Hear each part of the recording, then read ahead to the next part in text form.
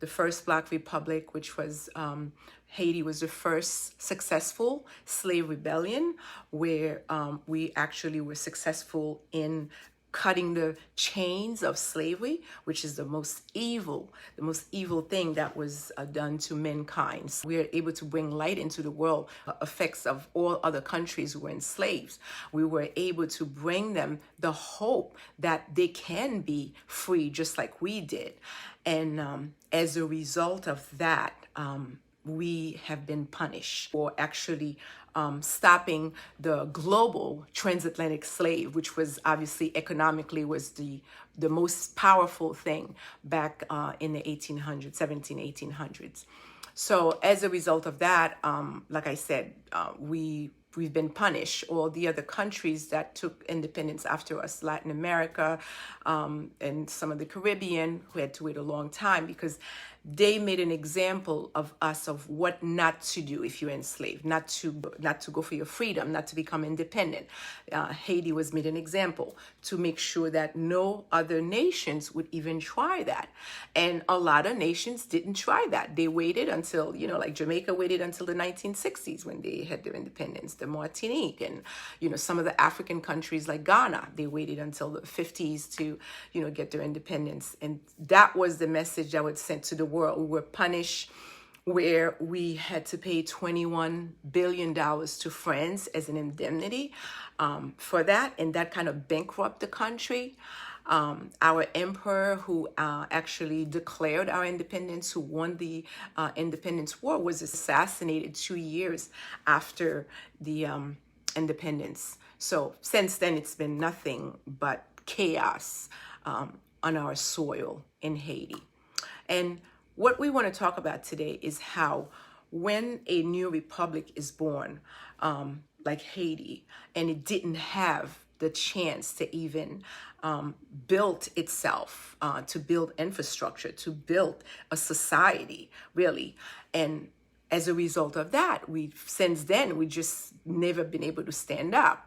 One of the things that people need to understand is that during slavery, for 300 plus years, the first thing they had to do to a slave is first make sure that the slave understand that they cannot practice their religion, they cannot practice their spirituality, their African spirituality, who they were the minute they arrived in the colony. They were dehumanized, they were stripped of their identity, they were stripped of who they were. They didn't practice their African spirituality. They couldn't new identity, and the new identity was what they gave them, was what they told them they were. For example, they would, as soon as the slave came into the colony, the slave was then told not to practice their African spirituality. They had to be baptized into the Catholic religion, hence started the new identity of the slave.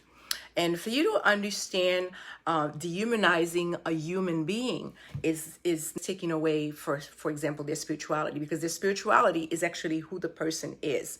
Spirituality is who you are as a human being. It's your connection to the world. It's your connection, how you understand the world, how you understand the cosmos, how you connect to the cosmos, what it means for you. For example, when you hear thunder, the forces of nature, what does it mean to you? How do you understand it? How do you comprehend it? And what place does it have in your life? And that's from there, you understand how to manipulate nature, not move through nature, how to move into the world. That's what spirituality is about. So when it takes that away from you and then gives you a set of rules through a book and tell you this is how you should understand the world from now on, this is what it really is, you can see how you could strip this human being to like bare bones, to nothing. And from there, this person's understanding of life, this person's understanding of their world is greatly fragmented. And from there, their lives and their contribution to the world is also going to be fragmented. So when religion was introduced, specifically the Christian religion in Haiti. That was the main religion that was introduced, mainly because we were enslaved by the Europeans. As you know, Black people had been into slavery prior to that, to the Arabs. So we had 1,400 years of slavery prior to that. But the Europeans, when they enslaved us, of course, they brought their own religion, and they made us understand this was a monotheistic religion, meaning this was the only religion that was universal. This was universal God. So we accepted the false God that they presented to us through beatings, through torture, burning slaves alive who would not accept that. This was through, doing all these torture means in order for the slaves to finally accept that this was going to be their God. And what happened is that fast forward, after our independence, of course, 300 years of that, we continued to practice this religion because now it's ingrained in us. Now they made us understand that we were inferior because they opened the Bible and they showed us where God said that we were inferiors and we should be slave because of the color of our skin, that we were cursed. And we had to be slave. For example, in the Bible, it's written on Genesis 9 and chapter 18 to 20. You can read it where it says that Black people are cursed because of what happened between Noah and his sons when, he went naked and was drunk. And his son, one of them, Shem, who saw him and went to tell the other brothers. And of course, the father then said, you are cursed and you will be slave to your other brother. That was that. And then also in Ephesians Chapter 5, it's stated that you, slave, have to obey your master. You have to obey your master as you obey your master, Jesus Christ, your Savior. So if somebody said that to you and this rhetoric is going on, this narrative is going on for 300 plus years, of course, even after these people were independent, they continued to practice this religion, and they became further and further away from themselves, their true selves, the true human being, who they really were when they were back in their own ancestral spirituality, which is the African spirituality. They no longer could understand who they were. So religion is one of the major negative effects that's causing us Black people, African people in the diaspora, not to be able to be united, not to be able to understand each other, not to be able to govern ourselves in a way where we can't be manipulated, is directly related to religion. Because as long as you are into someone else's egregore, into someone else's ideology that they made up for you, mainly, this was made up mainly to enslave you, it's going to be very difficult for you to even understand that system that they had introduced to you, because you are essentially in a system that was meant to enslave you. It's meant to enslave you. So you are in it. Although you might think you are free, but all your conceptions, all your thinking, all your ideas, they are continue to be ideas that will be against your own self, because they were created in that system that was meant to enslave you. So when we are educated in the Western, when we are educated in the European sense of education, we are educated to hate ourselves. We are educated to white supremacy, to literally to worship the higher, to worship them. They teach us that. This is what they teach us. They don't teach us in school all of our own history. They don't let us know who we really are. They don't tell us that, for example, and it's not their job to tell us, obviously, because they are our oppressor. So they're not going to tell you. It's almost like somebody created a cage for you. They're not also at the same time going to show you how to get out of the cage. The only reason why they put you in a cage is that so you can be in a cage, so you don't have your freedom. So they're certainly not going to show you how to get out of the cage. You would have to figure that out yourself. That first of all, you are in a cage. And secondly, how do I get out of this cage? Well, when you are alienated mentally is what it does. You are in a cage, essentially. It's not a physical cage, but it's a mental one. It's mental slavery. It's a new form of slavery. where you are actually in a cage, but you're not aware of it because you roaming about free, so you think you're free. But all your ideas, all your conceptions, you will see that it's meant to keep you in a cage where constantly you feel oppressed. You know your country is at war within itself, where you and your brothers and sisters, you can't get along. You start a conversation and you find that you can't agree on anything. And one of the reasons why you can't agree on anything is because your very foundation of who you are, your very identity, is now been split and it's fragmented, and it's everybody else's civilization and ideologies except for your own. And until we Black people can get to one ideology, can get under one umbrella, and that umbrella is called spirituality. It is the African spirituality, who we were before we went into slavery. That is the only thing that can unite us to the point where we have separate understanding of a phenomenon, but we can link ourselves under that one umbrella, because that, from there, everything else, starts.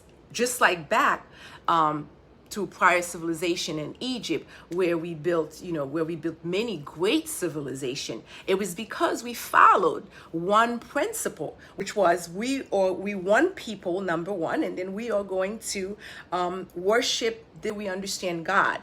And the way we understood God back then, it wasn't through a book that said there was one person in the sky that oversee everything that you do, and you just do that, and everything else that you see around you didn't matter, or you couldn't understand it any other way. It was only you had to understand it from that one perspective. When, like I said, in actuality, different people understanding the forces through nature, how they connect with it, have a different experience, can bring diversity of what they understand God is to themselves. So God is not really something you can literally say this is what it is, or I say this is what it is. It's how I understand it, how I see it, how I connect with it, how I feel into it. It may be different for me than it is for you, but at the same time, we know this is how we venerate the God. We dance for our God, for example. We sing for our God the way we understand our God. We cook with our God. So everything that we do, God is in it. It wasn't something, like I said, that's outside of your personal life, something you put on the side for Sunday morning. That was not the way we understand God.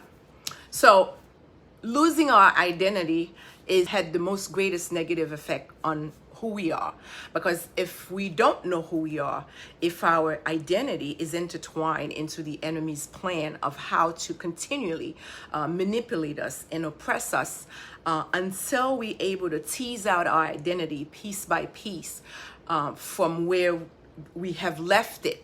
We have to go back and pick it up. We have to go back and find the pieces of ourselves that they told us were demonized, that were not good, that was evil, that was negative. We have to go back now and look at it and see, first of all, was it evil? And second of all, what about it was evil? And we have to reclaim it, because our strength lies into our connection to our own ancestors. Because as long as we continue to worship the God of the oppressor, we continue to nourish the egregore of that oppressor, meaning we are giving our energy to this other egregore and making it more powerful. So even if something is false, like a false god, but if we're venerating it ourselves with our own energy, with our own, photons, neutrons, and electrons, we giving it energy, it's going to be real in a sense. It's going to be real because we giving it our energy. Because whatever you give your energy to, energy is impartial. It will just work. So that's what we're doing. We're nourishing another egregore. This means your own egregore, your own spirituality is now becoming weaker and weaker and weaker. And then we say things like, this God that we have, they've abandoned us. We could use that kind of language and say, our God has abandoned us. Our God has not abandoned us. What our ancestors have done, they're waiting for us to wake up. They're waiting for us to realize that we have abandoned them. And it's us again who are the gods. Once we understand who we are, we understand our true identity, then we realize we are the gods that we've been waiting for. Then we will inactivate the God inside of us. And from there, we will be able to take back our liberty, take back our identity, take back our own selves. Versus when you were told from a different religion that there is a God that's going to come to rescue you. And because that Christian conception that we believe in it, that's why we continuously wait. We wait for paradise, or we wait for hell. And when in actuality, both of those are fictitious. There is neither. It's whatever hell you suffer is here, whatever paradise you're going to have is here. Because you don't understand yourself and your place in the world, because you've been removed outside of your own egregore, then you end up listening to somebody else telling you to wait for your savior, wait for your salvation. When you look around, when you look at reality for real, you realize that your oppressor is not waiting for paradise in the future. He's not waiting for paradise in the future. He's actually living his own reality right now through oppressing you. That's not in the future. So why should your salvation also be in the future? Why can't it be now? That would be the first question you would need to ask that false God that's saying that you should wait for the future before you can have your salvation. But because this is a religion that was brought down to us, like I said, through tortural means, it puts so much fear in us. And because we continue to worship that God, to our language, to our conception, because it became an ideology itself within the culture, within the society. You don't really need to go to church to be a Christian. Everything that you were taught, whether it was in a philosophy book or any book, whatever, it is that conception that we use in order to continue to brainwash you, in order to continue to strip you from your identity. And as a result, who you are, who you became, is a direct representation of that ideology, which basically says you are inferior